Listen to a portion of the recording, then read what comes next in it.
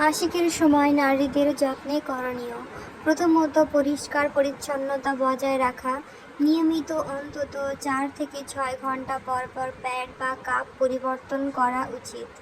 দ্বিতীয়ত, হালকা ও পুষ্টিকর খাবার খাওয়া। অতিরিক্ত ঝাল বা তেলযুক্ত খাবার এড়িয়ে চলুন। সহজপাচ্য ও পুষ্টিকর খাবার খেতে চেষ্টা করুন। তৃতীয়ত, প্রচুর পানি পান করা। শরীরের ডিটক্স ও ফ্লুইড ব্যালেন্স বজায় রাখতে প্রচুর পানি পান করুন। 4 নম্বর, ব্যথা হলে হালকা গরম সেঁক দিন। পেট বা পিঠে গরম পানির প্যাক দিয়ে সেঁক দিলে ব্যথা কমে যায়। 5 নম্বর, পর্যাপ্ত বিশ্রাম নিন।